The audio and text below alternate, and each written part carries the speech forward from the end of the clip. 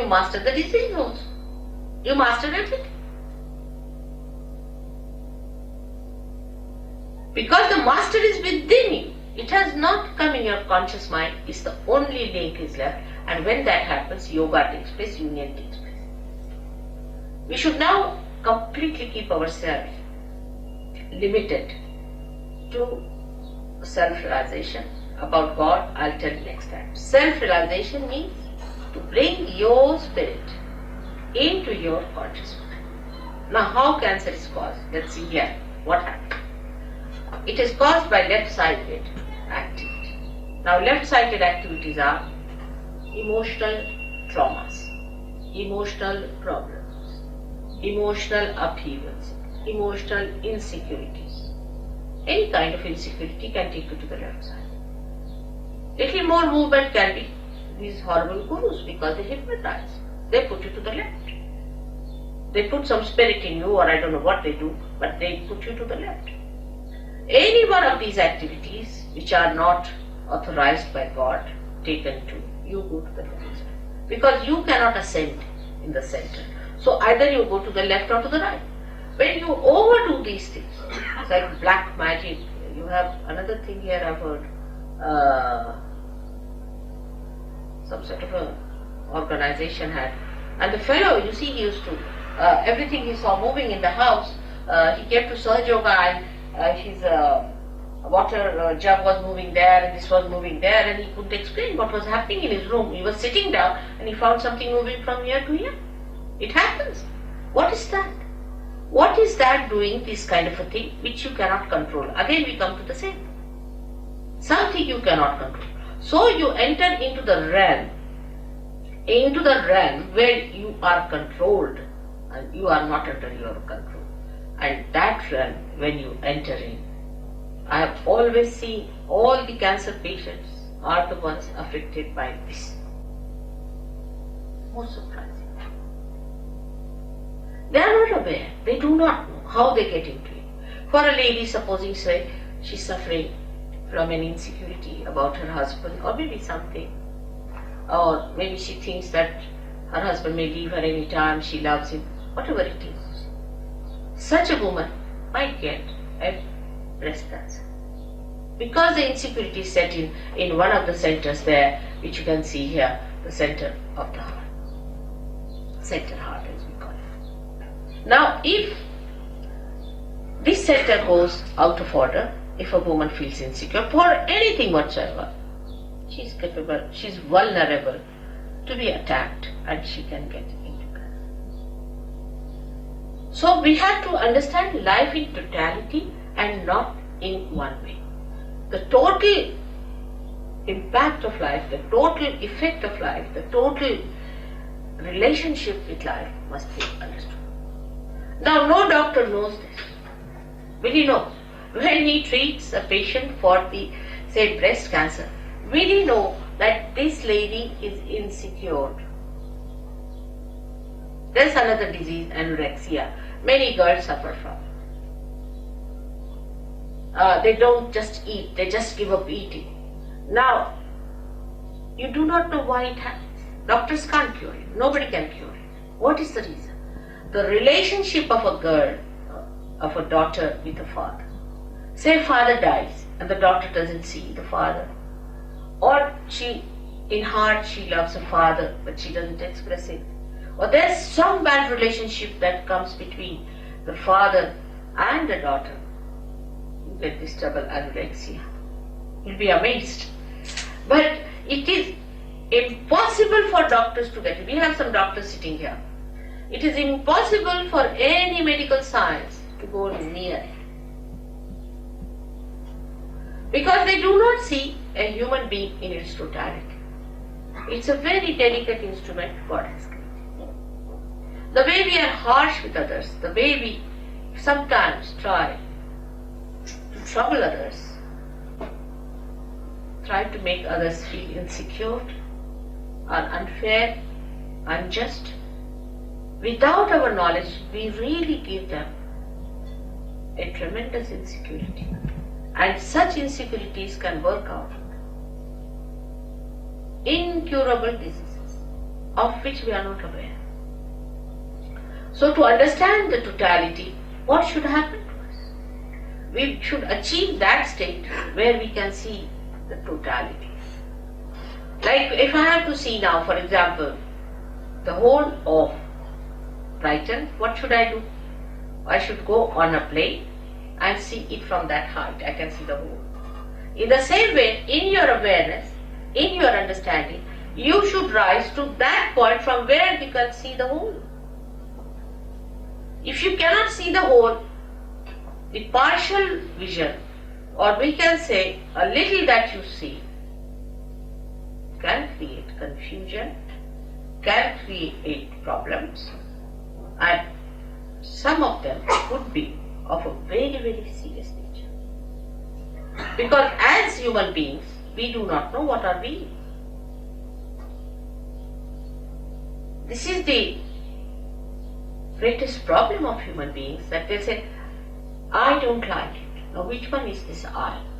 Is that your spirit or is that your ego? What is the part that is not liking it? Or is it your conditioning because you are brought up in a particular way so you don't like this? Which part of you is not liking it? And you will be amazed that it is not your spirit. Because if spirit likes, how will you know? It's only through your vibrations.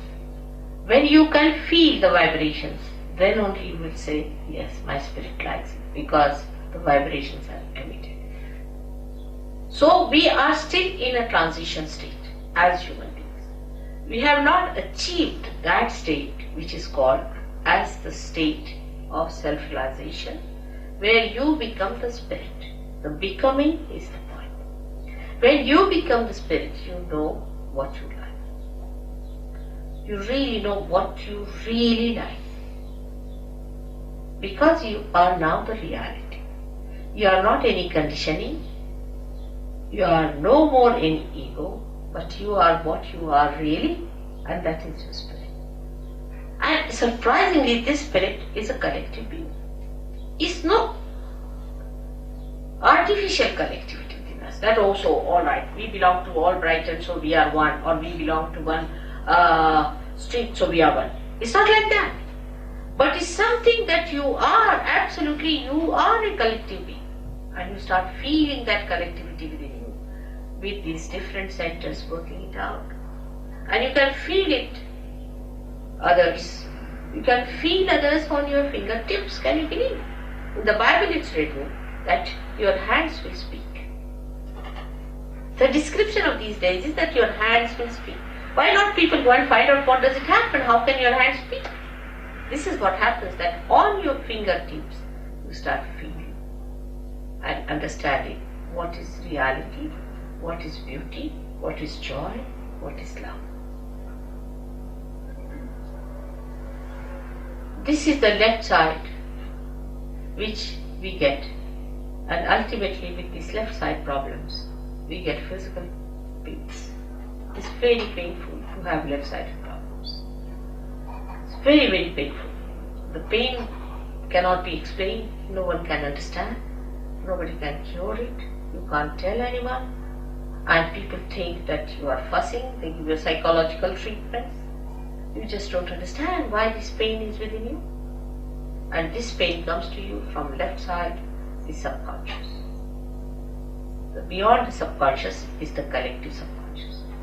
And this collective subconscious is the one where whatever is created from the beginning up to today in the creation is within you. And once you go to the subconscious, you just get lost there. You are so overpowered by this power of subconscious that it is beyond you to understand it, beyond you to get out of it, and beyond you to not to succumb to it. And it goes on increasing. Like I asked some people, why did you go on doing it? When you knew that you were not doing it, somebody else was doing it, still why did you continue to do it? They said, Mother, we were under a blanket. It was darkness. We didn't know where we were moving. And we were just going on and on and on. And as I told you last time, feeling guilty is the biggest blockade. It's the biggest blockade, because once you start feeling guilty, that the center on the left gets blocked, and it's very difficult. And you don't know why you are feeling guilty. All the time you are feeling guilty, but you don't know why you are feeling guilty. Why these ideas of guilt are coming to you. That this feeling of guilt keeps you away from joy, from enjoying anything, from being spontaneous. Why? And this explains why we sometimes are miserable for nothing. Actually, God has not created us to be miserable. He has made us so beautifully, so carefully. He has created us with such love and compassion, not to make us feel miserable, not for anything. He doesn't give us any diseases, no problems. But we have done these things to ourselves by going to extremes on the left or the right. As I am today talking about only on the left, I would say that to feel miserable for nothing at all is also wrong, is being unjust to yourself. The people who are left-sided must know that they are the spirit, that they are that beauty which has to come, which has to express itself, that they are not the people who have to suffer all the time and to live like miserable people. They are not. But because they take so much upon themselves, bear so much upon themselves, they become like that. And to avoid that bearing up, they may take to some other habits. You see, many people take to alcohol also for reason because they can't bear the pangs of life. They can't bear. That's why they take to. But once the spirit is awakened within you, you become so strong. You become so joyous, so spontaneous that all these things drop on. All those things, so-called diseases, so-called habits, just drop on. And you become a new, blooming personality. Now, the basics of having this center within you, you can blame God for that. Why did He give us these centers on the left-hand side? What was the need? He should not have given us this left-sided one, so we would have been just in the center to go. But the trouble is, the human beings have to know in their own freedom how to deal with themselves. They have to learn little hard way, the wisdom. They have to know by going to extremes, they have suffered. They have to realize it. Because if they have to become truly, absolutely free,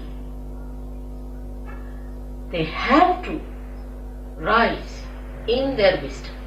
If they are not wise people, then they cannot enter into the kingdom of God, because they will be abandoned people. Say, people who are abandoned, who don't understand any laws and regulations, if you get them in England, we'll have to put them in jail.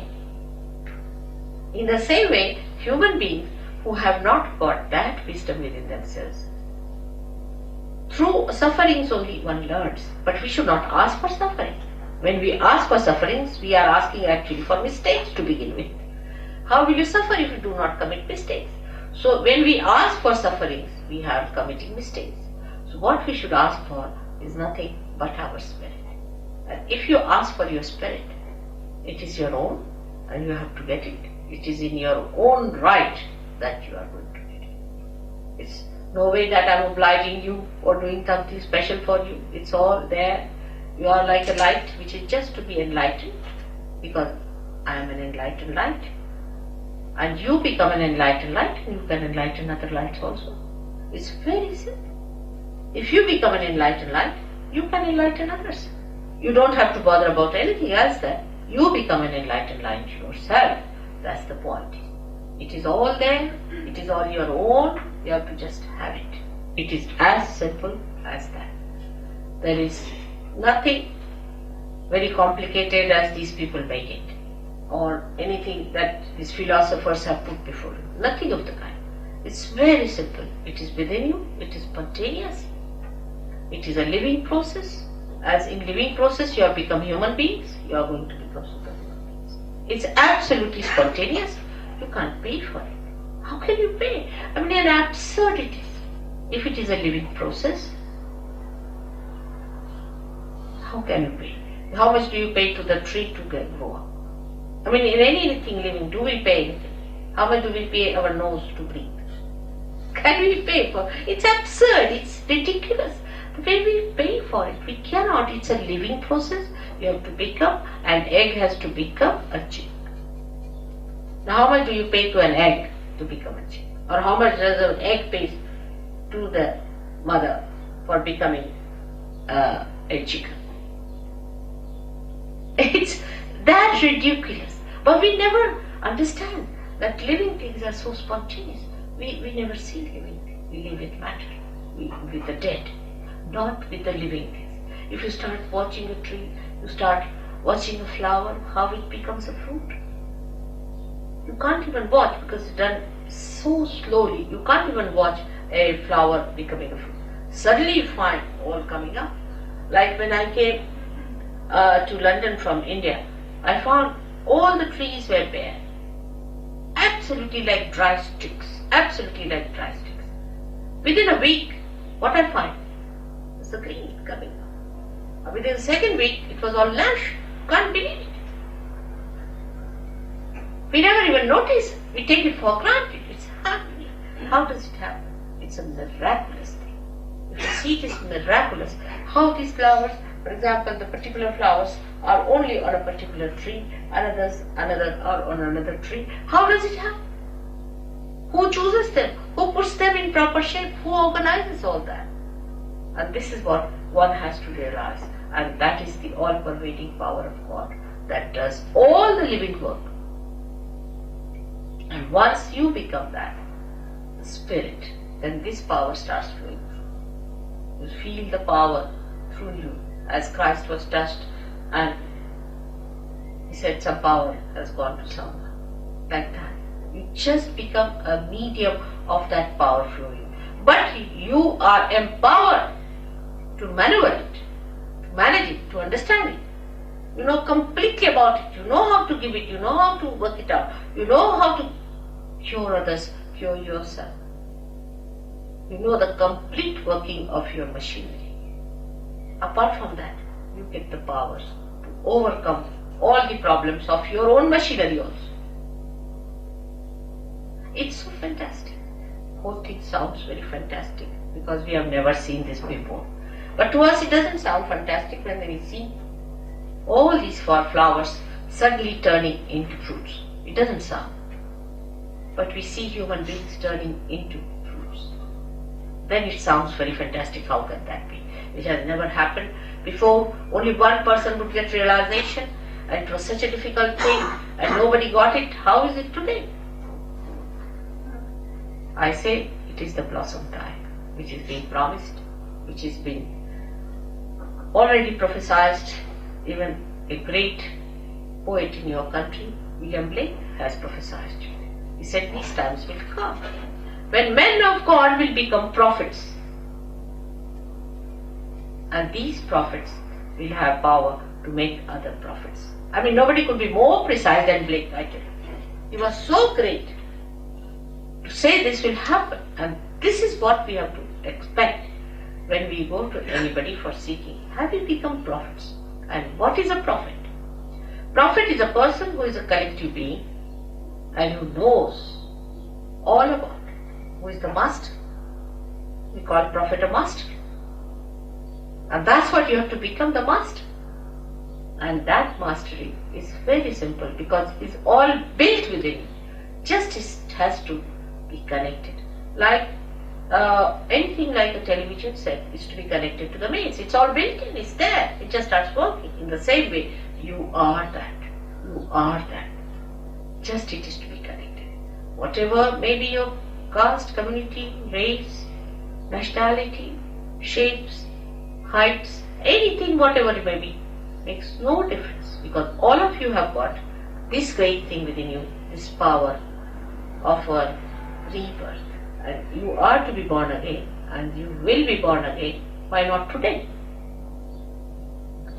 There's nothing to get angry, because people get angry sometimes because they don't like anybody telling them about something of which they themselves are feeling bad. They don't like it. For example, if there's a drunkard and he drinks too much, he's an alcoholic, he doesn't like it, and he feels bad, and if somebody tells him, even in the most gentlest way, that you better give up drinking, he doesn't like it. But what I am saying is not that you should not do it. I said it will happen, that it just drops out. I don't say you don't do this or don't do that, but it just happens. And you must first understand what is the problem and how the problem is overcome. That's why I have to talk. Otherwise there's no need to talk about it, or it just works out. It just works out because you are just ready to have it, and you just get it. I don't do anything. I'm just a catalyst, I should say, that it works out. I hope you'll ask me some questions about it first before we go in for any realization. If you have any questions, please ask. You must ask.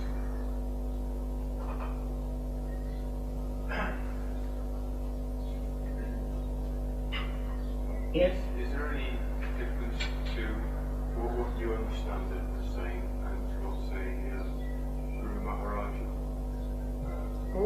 Guru Maharaji. No. I'll tell you one thing. When you talk about any guru, I don't want to go into controversies. Alright? That's first thing I'll tell you. But I will tell you to ask yourself or ask anyone, what has he done for anyone? Has he been able to give you any power or anyone the power? Alright? Now I can tell you all these who are here, who are realized souls, who are here, they are just like you to look at. Of course from face you can make out that they are very relaxed and very happy people. But they can cure people. They can give realization to people. They understand everything that is wrong with you and with themselves also. So what has he done to your awareness? Nothing. Now, his disciples, what have they achieved? You ask them, where is the kundalini of this person? What is the problem of this lady? Or what is weighing upon her mind? They won't be able to say. If you cannot even make out what's wrong with another person or with yourself, how are you going to help? All such people, what do they do? Let us see. Simple thing is that they can mesmerize. You may feel happy for a while, just like drinking. If you drink, you feel happy. But by drinking, what have you achieved? Have you become master?